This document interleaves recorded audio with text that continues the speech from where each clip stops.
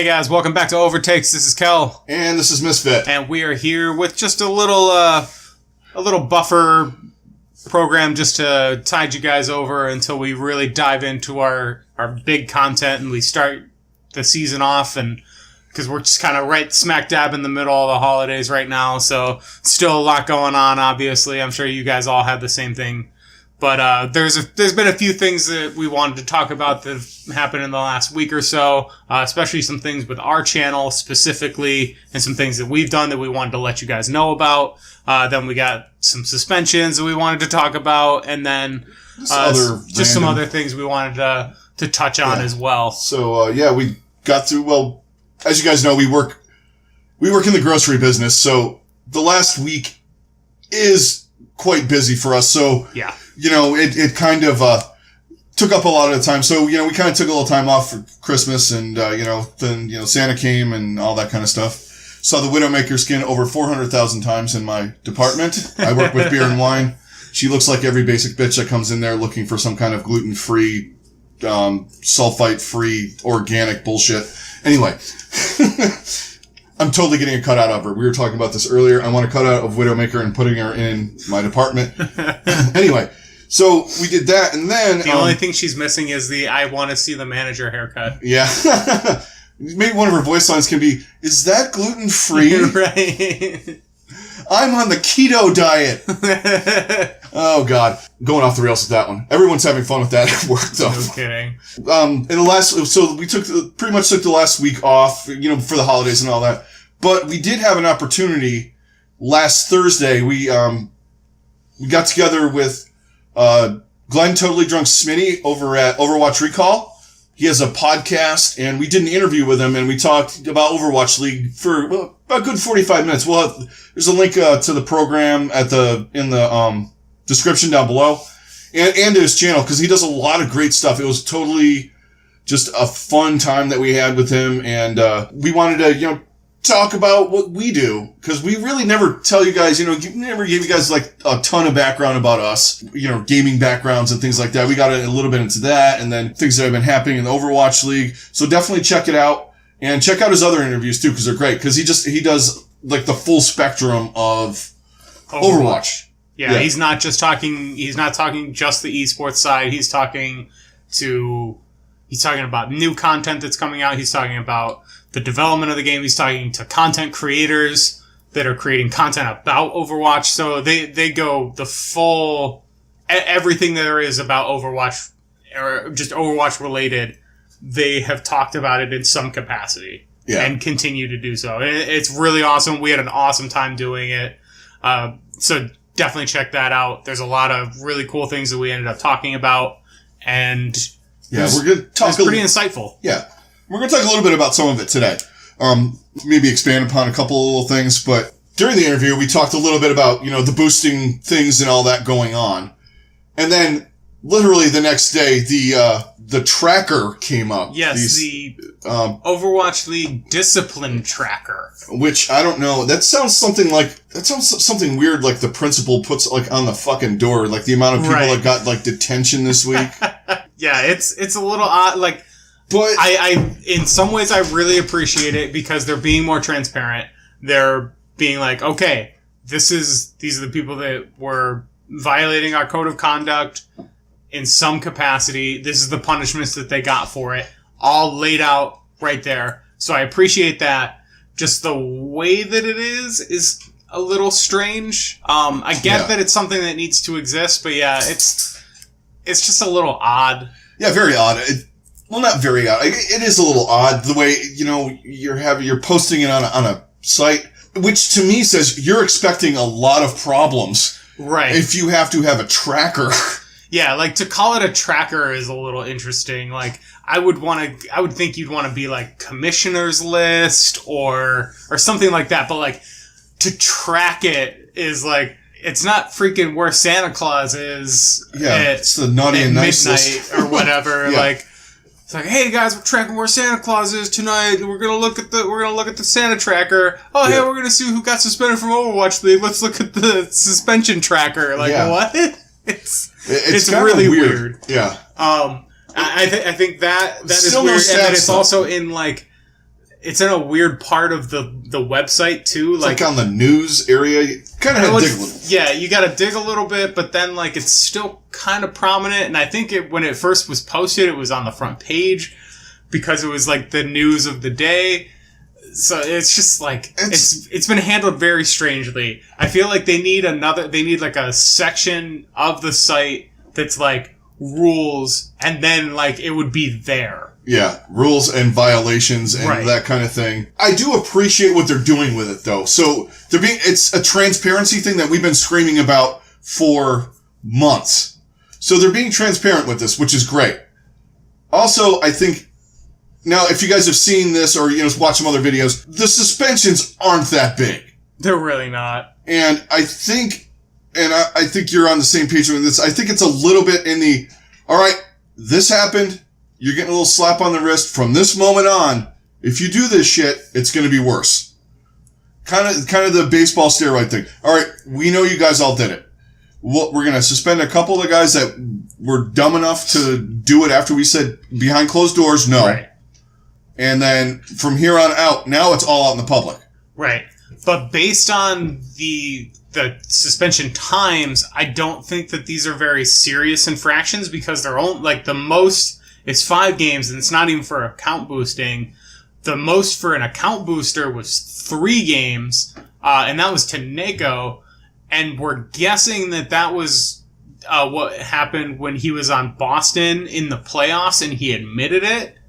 I think so that and then there's like obstructing league office investigation, which kind of raises a few more questions. But I think it's something along the lines of like Boston tried to cover it up, but he like aided in them trying to keep it quiet. It's kind of weird, but like for that to only be 3 games, but then you had like Sato getting 30 games last season. Yeah, Obviously, Sato's was definitely the most egregious with any of them because he was running an account boosting site and like was working with multiple boosters to help them set it up. So like, yeah, because even that's like your high standard of suspensions and all of that. So I get that. Yeah, because even last year OGE he was pretty egregious with the amount of boosting he was doing, and he only got 4 games. Right. I can see where they're going with this. It's going to be nice to have. I keep still going, that's great, but we don't have stat trackers. Yeah. Right. Or anything hardcore stat stuff, which is what we want. I mean, it's great, and maybe I think it's also a bulletin board for these guys to look at and say, I don't want to be on this. Yes. It's kind of a shaming, like it's a shaming board, basically. Yeah. And essentially for the Korean community the esports community, boosting's a big thing where, most of the Korean players despise it. So if you get thrown on there, you're going to get pretty much, shunned from the community, at least a good portion of it. It's like a blacklist almost. Yeah. And you don't want that. So I think it's going to clean up a lot of this kind of problem, which is great. The way they're doing it's weird, which, we've come to expect. Yeah, no kidding. It's the Overwatch way. I mean, we had the creator sitting on a chair in and out for 6 hours, didn't really say anything. Just chilling. Just doing weird shit. Yep. And then when they did something, it was totally weird. Like Jake building Bastion. Legos and... So, yeah, very, very strange. Yeah. But hey, whatever. It got a lot of views and got them attention. And more power to them. People liked it. And I didn't watch it. Yeah, I turned it on a little bit. I had to. It's just weird. It is. Plus, just seeing Kaplan sitting there, it's kind of strange. It is. Because he's kind of an awkward dude. He really is. I love it. But, like, his awkward... Like, he's got a really charming awkwardness to him. Yeah. And he's got a good dry sense of humor, too. He does. And I love it when he... Like, the only good part was the phone call thing with whoever his friend was that he was talking to, his nephew. The whole, well, maybe you should have played a support. You're worried about your SR. And that is pretty much Overwatch ranked in a nutshell. Yes. Anyway. But we were talking about it, and it's like, we talked about it a little bit last night, where that got more views than most anything that they had like streaming on Twitch or anything lately, and it's just like they gotta embrace that weirdness a little bit more. Yeah, and they gotta do some fresh stuff in the regular game. I mean, we're going on a little tangent here, but I mean, it's getting samey. Yeah. And, you know, I know that, I mean, I played a lot of MMOs. The events are the same every year, but it's a different world. You know, you're playing, like, I played the Star Wars one, the Knights of the Old Republic one. Every year they had Life Day, which is a Star Wars version of Christmas. Mm-hmm. It's the same thing. You run around with snowballs, you hit people, you can get stuff, and you get special armor. And they had a couple of special battlefields for PvP stuff. They had a very similar thing in WoW. Yeah, but you want that in that. Right. But in a competitive game scenario, you want it to vary a little bit. Yeah, call it Winter Wonderland. At least change the fucking screen. Yeah. Please. Like, they didn't even have any of the new screens on. Like, they had It's been the same one, and it's. I mean, not that we're complaining, because watching Hanzo get hit in the face by a snowball is still one of my favorite things. But we could switch it up a little bit more. I used it as my profile picture on Facebook for a good 6 months after. Actually, it might still be, because I don't. I think it still is. Okay. Yes. I don't go on there because my family's insane. A good majority of them, but that's a whole nother story. We're not going to get into that. Okay, so then we didn't really have like a ton of news other than, you know, a couple of little things. Effect, I guess, came out as bisexual, which is, you know, interesting. And that stuff is hard. And I think that might have did a little bit. I have a lot of friends that are gay, and they said the hardest thing that they had to do, and it was come out and say, hey, this is what I am. And, you know, it's that time leading up to that seems to be the toughest point to, like, bring yourself to admitting it. And then, like, as soon as it happens, I know he's expressed, like, how much better he's felt since he's said that. But yeah, like, I feel awesome. Like, I'm super happy that he was able to finally do this and say it and put the truth of himself out there. Yeah. And I really hope that it continues to help him feel better and just get himself into a better mental state. Yeah, because, I mean, it's probably a huge weight off of his shoulders. And, you know, and he's a great player. Yeah, absolutely. And I want to see him play, and I want to see him play at, you know, top form. And I still want to see a little of that anger in there, though. I hope that doesn't. But he's also, like, read his tweet longer. There's been a few different translations of it, but they're pretty much the same. Yeah. It's a really interesting read, and just kind of puts a little perspective onto how he was feeling all of last season, and everything he was going through.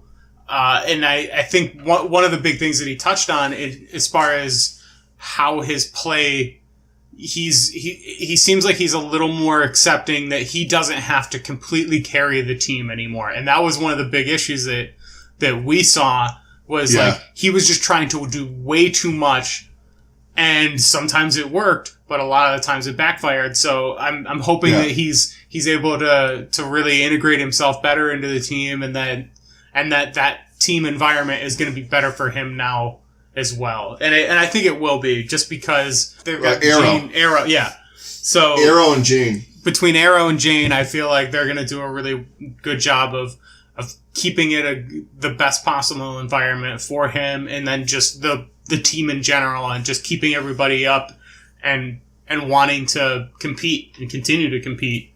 Yeah, exactly. And it's also mentally a weight off his shoulders, and also I think it takes a toll on you physically too. Oh, absolutely. Because, you know, if you're not sleeping and you're, you know, drinking or doing things that are to, like, mask this whole part of you, because it's like this conflicting thing. Well, because he was also, like, he would go and he would play, and then he would go on stream, and he would be streaming after he played the game, and it's just like, we know, like, dude, you're getting like 2 or 3 hours of sleep. That's gonna destroy you physically and mentally. Like, and the mental part is definitely a huge factor in this game. Like, when you're not getting sleep, like, you're not going to be able to be the same player that you can be. Yeah, I mean, everybody can't be XQC and go 17, like, do the 17 hours straight. Right. That dude's on a different planet.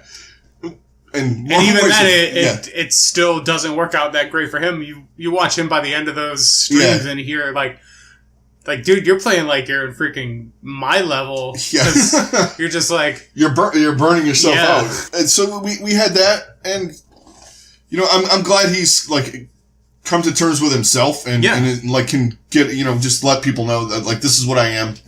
Do whatever you gotta do, but this is me, and fuck you. Right, and I do appreciate when people do that. Yeah, I very much appreciate that he was able to do that, and then... the same with Muma being able to come out, and like there's just really not been that much venom or anybody like really going after either of them. And I know it's happened because people are awful, especially when it comes to the internet. Yeah. But for the most part, it's been largely positive reception for both of those guys, and that's the way it should be. Yeah. Like, who cares? Yeah. Why are you gonna hate on a person for who they like and how they feel? Like, who? Yeah. What is it? It's not your life, it's theirs. Yeah, exactly. It has no bearing on you. Exactly. I mean, for me, it's like, I don't care who you fuck, man. Whatever you like. Right. You know, unless you're getting into, like, goats and children, and then you might need a little jail time or something. But, like, the other stuff, I don't care if you like boys, you like girls, whatever. If you find it attractive, great. Carry on. I'm done. Exactly. Okay. Yeah. You like boys. Fantastic. But being the person in their shoes, though, that's the hard part. Absolutely. I mean, for us, I don't have to come out and say, this is who I am. Right. Because it's not part of me. And it's hard for a lot of people to grasp, too, I think. Yeah. But I'm glad that he's going to be okay. Or at least, working his way towards that. Yeah, I think it was a big step for him. Yeah. To get to where he needs to be just as a human being. Because he was one of our favorites, like all of last year. I mean, he had a lot of flavor. Oh yeah, and we love that part of it, like just his trash talk, and that's why we want that part of him to stay. Like, we want Effect 316 back, man. Yeah, exactly. Like we want that fiery, competitive nature of his without the self-destructive part. Yeah, exactly. We got another holiday coming up. We have, the New Year's holiday coming up, but we're probably going to this is going to be our video for the week, this week. And then after New Year's, it's on, folks. Yep. Full on. We're going to, I know we keep teasing us talking about all the teams and all that, but we are going to be about 6 weeks out from regular season matches, about 4 weeks out from the preseason weekend, I think it is. It's like the January 28th to February 3rd. Yeah, something like that. Something like that. We're going to get a whole bunch of information out to you before that. Our thoughts on all the teams. And then we're going to discuss the preseason games.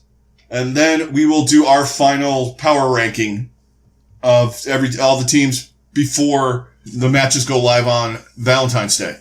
Definitely stay tuned for that. And it's been a long off-season. Yeah, it really has. I don't think this will not nearly be an issue. Standard. Yeah, this is definitely not going to be the standard. Obviously, there's going to be major changes going into the second season versus the first season. We all expected that. Obviously, when you bring in 8 teams, it's going to be pretty different. Yeah. Then you're going to have to change your scheduling structure and just a whole lot of things are changing. So I totally get it. And the one thing they did was they listened to the players. They listened to the coaches. They listened to people like us who are like, this is too long. Yeah. There's too many games. I mean, I want to see all the games. I want to see all of that action. But they also did cut out the Wednesday and moved everything Thursday to Sunday. Mm-hmm. I think that's better for content creation. Yes, absolutely. It's better for content creation. It's better for just the viewership in general. Yeah. I think they're going to get a lot more viewers because Wednesday was always their week time anyway. Yeah. So I think that's going to help them out as well. And just in general, you're going to have more games, but each team is going to be playing less. Yeah. So it actually balances out. So we're going to be seeing more games being played, but obviously there's going to be less teams. Or there's going to be less games for each team. Right. And so also, I think that works out really well. And also bear in mind, the network that they're partnered up with, television, this is not, we're all on Twitch and that kind of thing all the time. There's a lack of programming from February 5th till about the middle of April. Yeah. On ESPN. On the weekend. There's no baseball.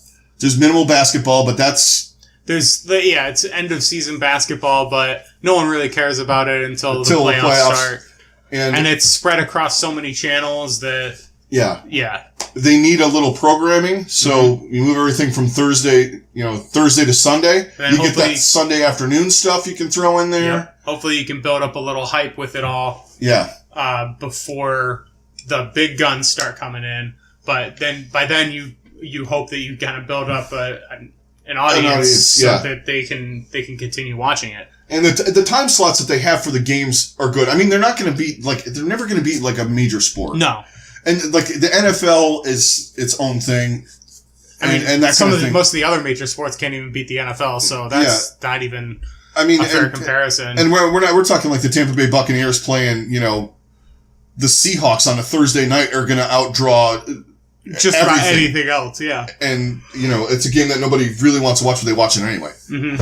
All right, guys, so that's going to be it for this one. Also, that contest that we keep telling you about, that's going to go on when we talk about the teams, because they finally uploaded the skins, and now when you get the skins, you get 2, so yeah, you get the away and the home. The away, which is awesome. Yeah, we didn't think we needed to do a show and clickbait 480 new skins in Overwatch. Yeah. I love those. Anyway.